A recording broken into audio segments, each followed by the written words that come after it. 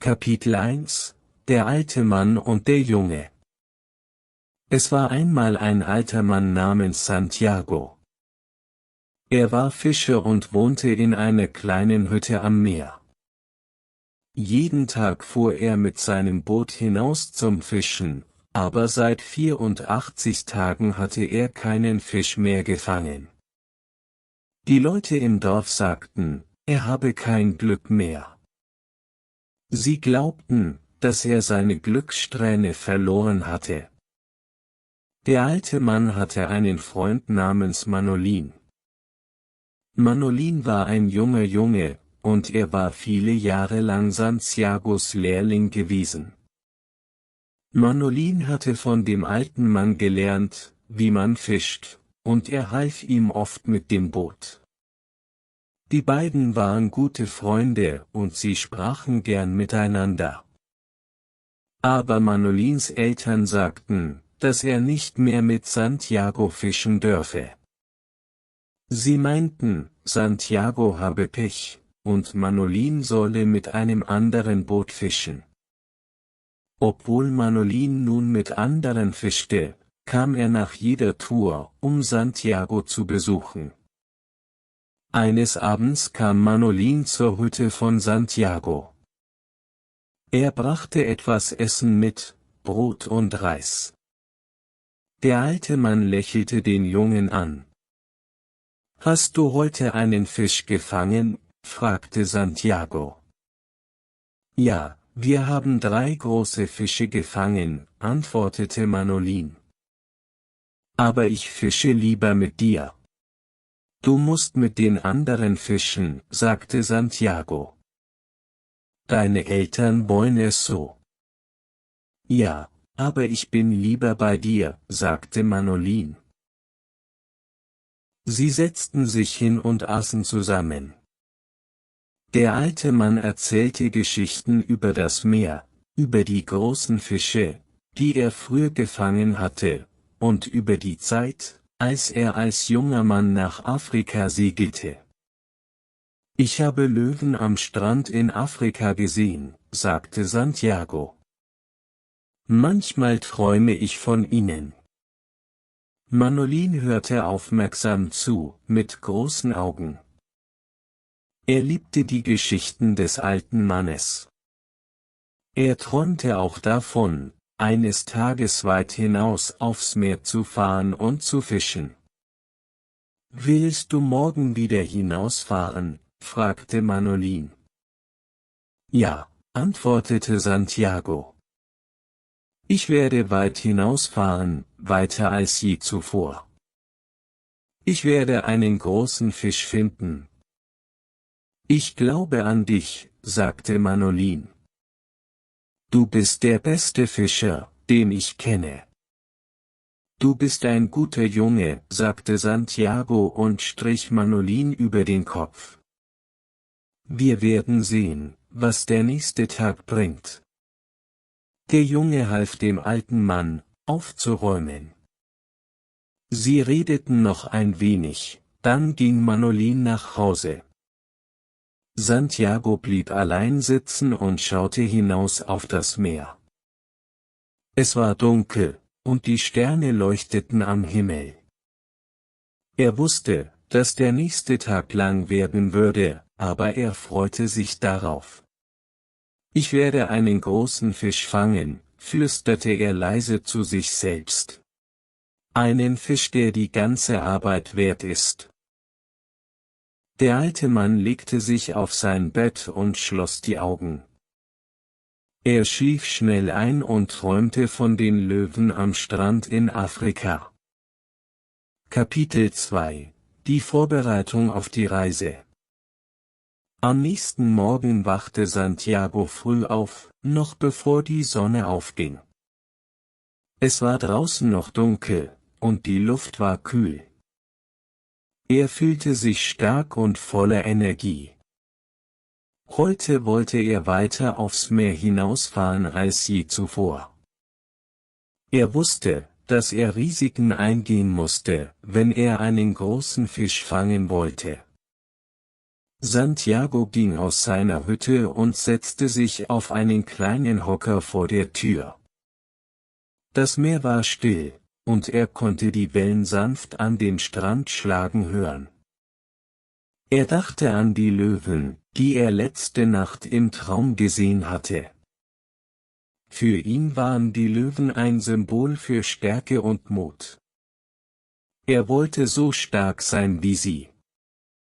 Da kam Manolín mit einer Tasse Kaffee für Santiago angerannt.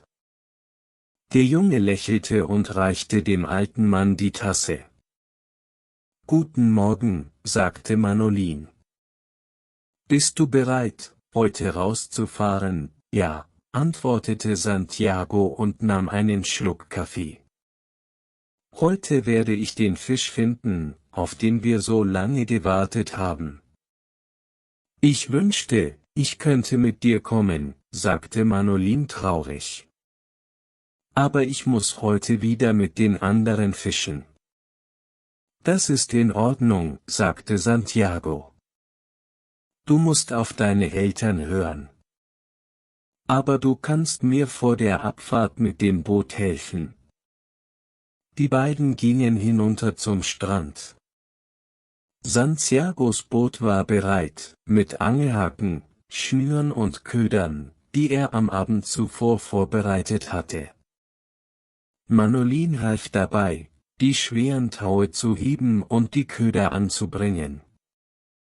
»Du hast jetzt starke Hände«, sagte Santiago mit einem Lächeln. »Du wirst ein guter Fischer, genau wie dein Vater.« »Das liegt daran, dass du mir alles beigebracht hast«, antwortete Manolín stolz. Eine Weile standen sie schweigend da und schauten auf das Meer. Santiago wusste, dass der Tag lang werden würde, aber er fühlte sich bereit. Er sah den Jungen an und dachte, dass es schön wäre, ihn dabei zu haben. Aber er wollte nicht, dass Manolín Ärger mit seinen Eltern bekam. »Wenn ich zurückkomme, erzähle ich dir von dem Fisch, den ich fange«, sagte Santiago. »Ich freue mich schon darauf«, antwortete Manolín. »Ich werde den ganzen Tag an dich denken.« Santiago nickte, dankbar für die Unterstützung. Er klopfte dem Jungen auf die Schulter, bevor er ins Boot stieg. Er packte die Ruder und begann zu rudern.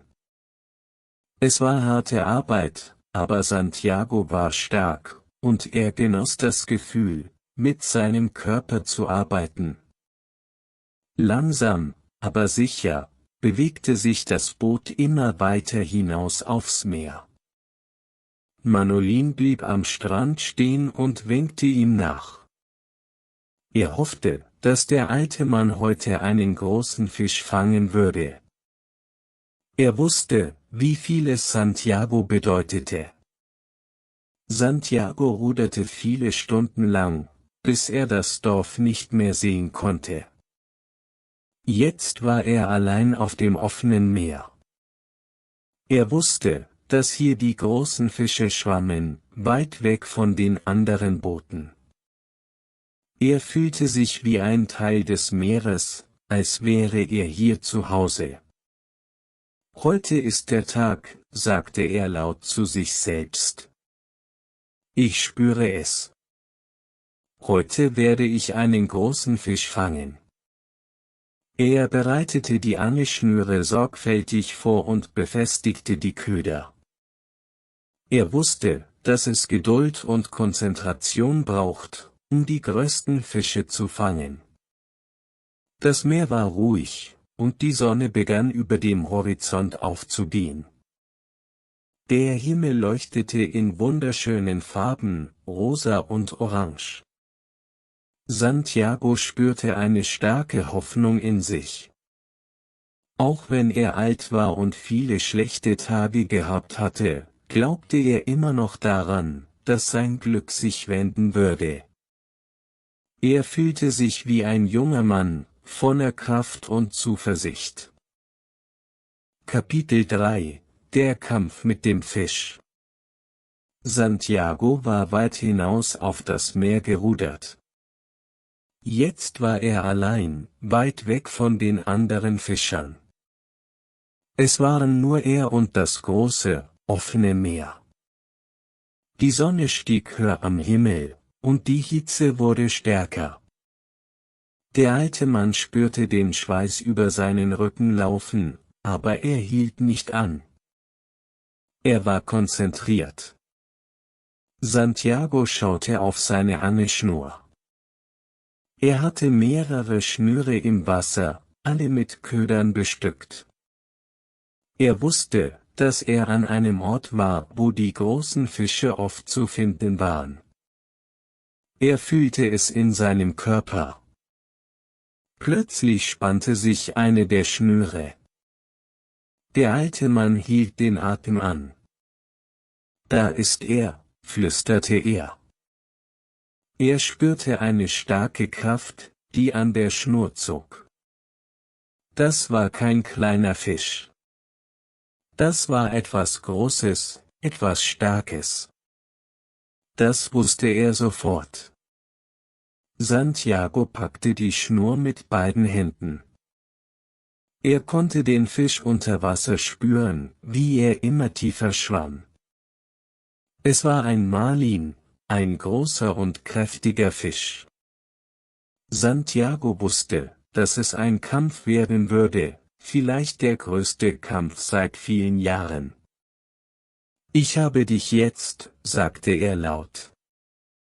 Ich werde dich nicht loslassen. Zuerst zog der Fisch sehr stark, so stark, dass die Schnur tiefe Spuren in Santiagos Hände schnitt. Aber der alte Mann ließ nicht los. Er ließ den Fisch das Boot stundenlang ziehen. Santiago wusste, dass er den Fisch nicht sofort hochziehen konnte. Er musste geduldig sein und warten, bis der Fisch müde wurde. Die Sonne brannte stark, und Santiago fühlte sich erschöpft, aber er ließ sich nicht davon abhalten. Ich bin immer noch stark, sagte er zu sich selbst. Ich werde dir zeigen, dass ich nicht aufgebe. Die Kraft des Fisches überraschte ihn. Der Fisch zog das Boot weiter hinaus aufs Meer, weit weg von dem Ort, an dem Santiago gestartet war.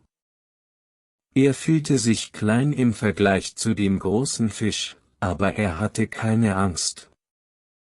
Er respektierte den Fisch und wusste, dass es ein Kampf war, den er gewinnen musste.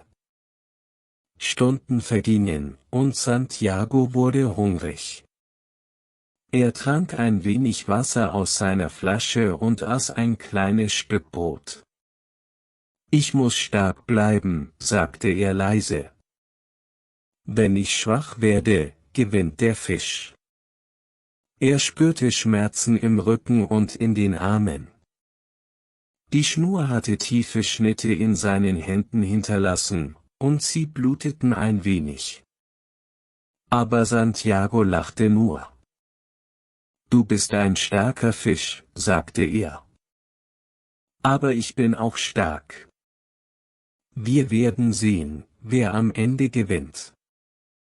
Als die Nacht kam, hatte Santiago immer noch nicht aufgegeben.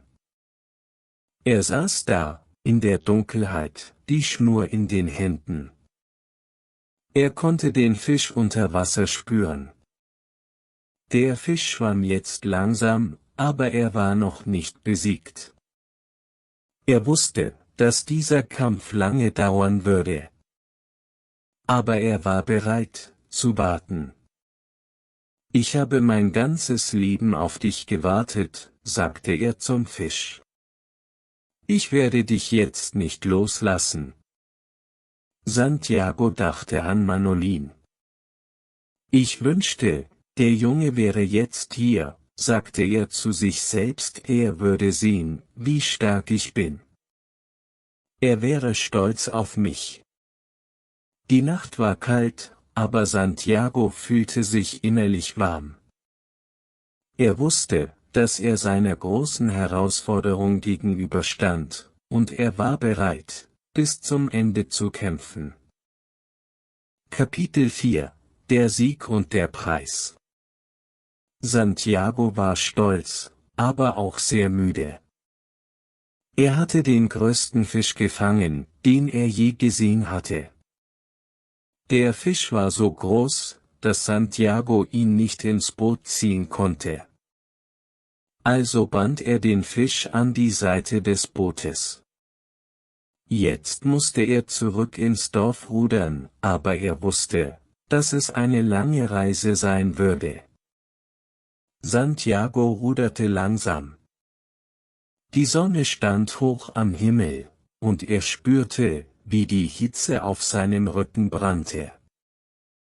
Seine Arme schmerzten, und seine Hände bluteten von dem Kampf mit dem Fisch. Aber er kümmerte sich nicht um den Schmerz. Er hatte einen großen Kampf gewonnen, und er fühlte sich wieder jung. Wir haben es geschafft, sagte er zu dem Fisch. Du warst ein starker Gegner, aber jetzt gehörst du mir. Ich werde dich allen im Dorf zeigen. Sie werden sehen, wie groß und schön du bist. Doch während Santiago nach Hause ruderte, sah er dunkle Schatten unter dem Wasser. Er wusste, was das war. Haie. Sie hatten das Blut des Fisches gerochen und kamen nun, um zu fressen. Der erste Hai, der kam, war groß und schnell. Santiago konnte den weißen Bauch des Hais in der Sonne sehen, als er näher kam. Der Hai griff den Fisch an und riss ein großes Stück Fleisch ab. Santiago wurde wütend. Er konnte nicht zulassen, dass die Haie seinen Fisch auffressen, für den er so hart gekämpft hatte. Er nahm seine Harpune und warf sie auf den Hai.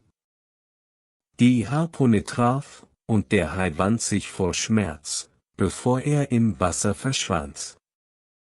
Santiago sah das Blut, das ins Wasser floss, und wusste, dass es noch mehr Haie anlocken würde. Ich werde kämpfen, sagte er zu sich selbst. Ich werde nicht aufgeben. Mehr Haie kamen, einer nach dem anderen. Santiago kämpfte mit allem, was er hatte. Er stach mit der Harpune, schlug mit den Rudern und benutzte sogar ein Messer. Er war müde und schwach, aber er wollte nicht, dass die Haie seinen Fisch fressen.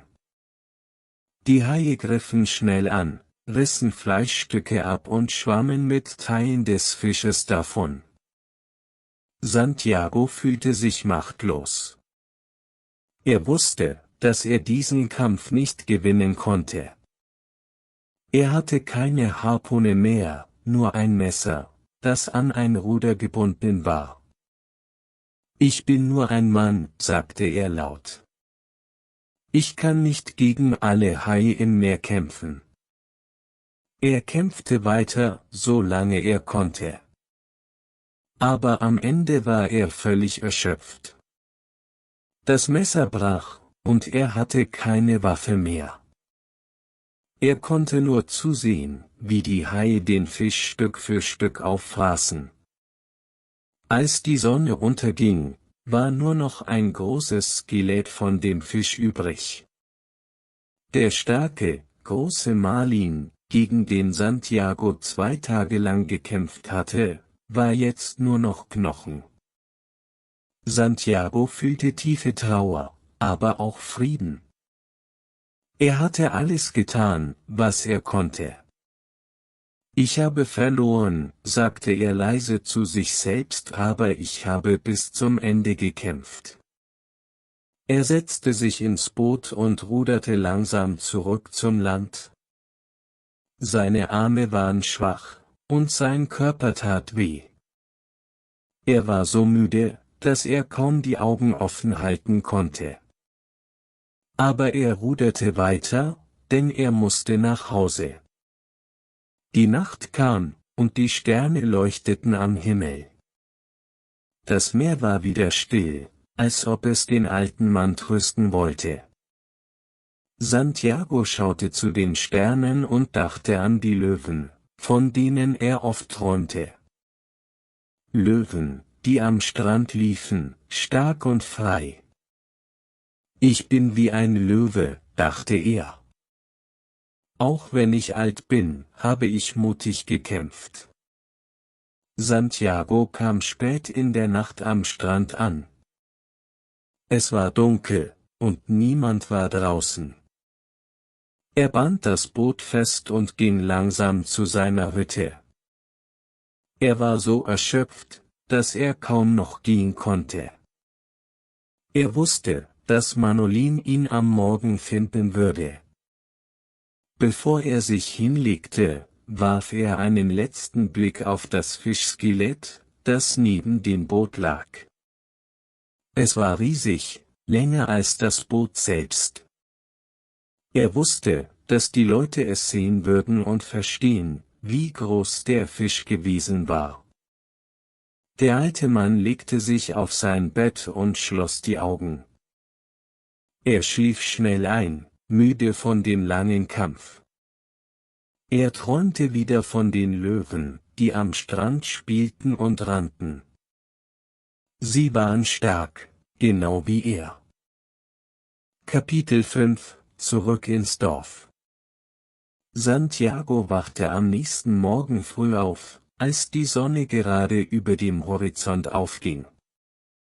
Sein Körper war steif und schmerzte nach dem langen Kampf, aber er schaffte es, langsam aufzustehen. Er schaute aus seiner Hütte zum Strand und zu seinem Boot. Dort lag das Fischskelett, groß und weiß, nur noch Knochen. Es sah fast aus wie ein Denkmal, ein Zeichen für seinen Kampf gegen das Meer. Während er auf das Skelett schaute, kam Manolin angerannt.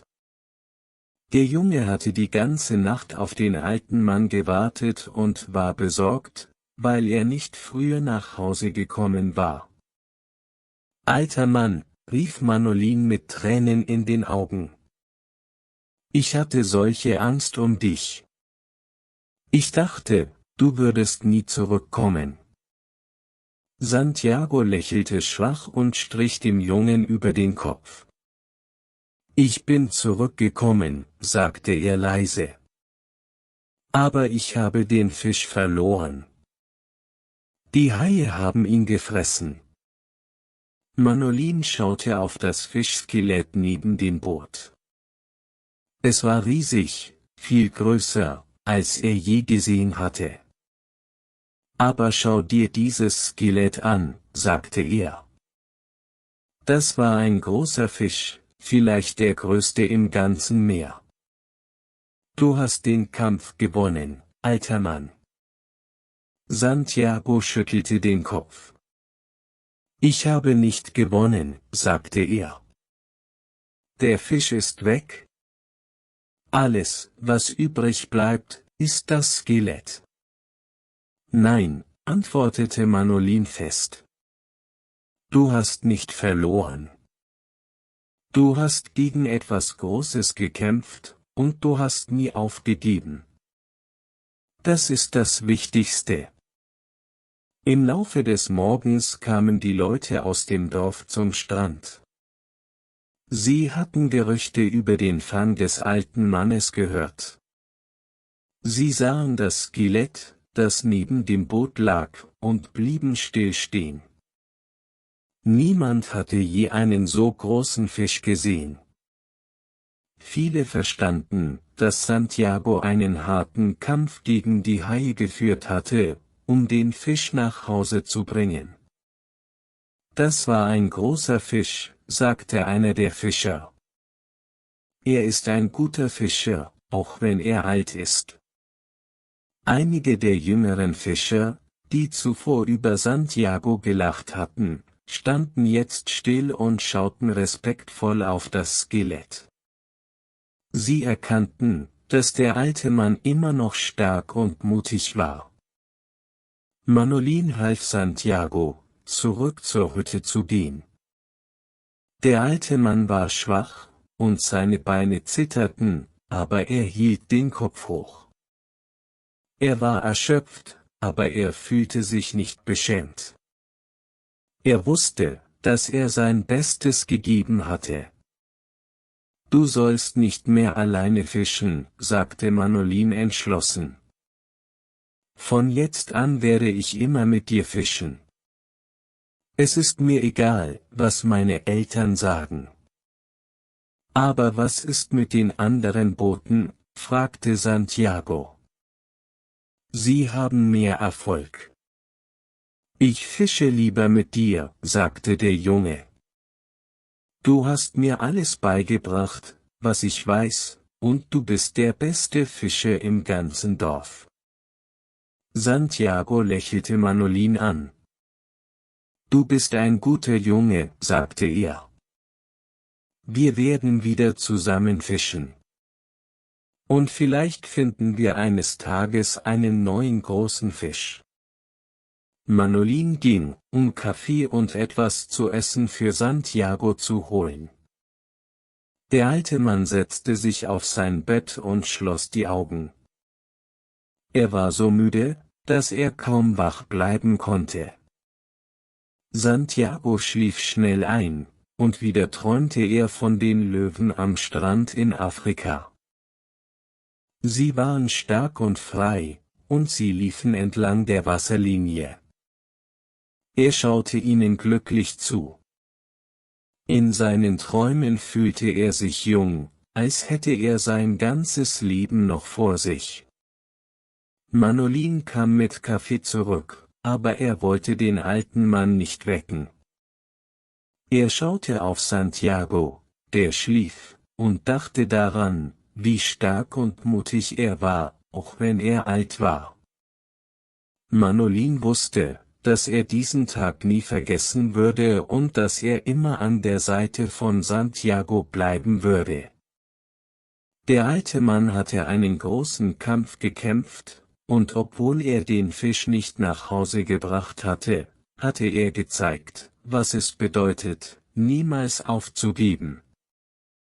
Er war vielleicht allein auf dem Meer gewesen, aber er hatte sich nie ganz einsam gefühlt. Er hatte das Meer, seine Erinnerungen und er hatte Manolin, der immer an ihn glaubte. Santiago schlief tief, und in seinen Träumen rannten die Löwen weiter. Sie waren stark, genau wie er. Danke fürs Zuschauen. Like das Video, wenn es dir gefallen hat, und schreib einen Kommentar. Abonniere den Kanal und aktiviere die Glocke, um keine neuen Videos zu verpassen. Teile das Video mit Freunden, die Deutsch lernen möchten. Bis zum nächsten Mal, viel Spaß beim Lernen.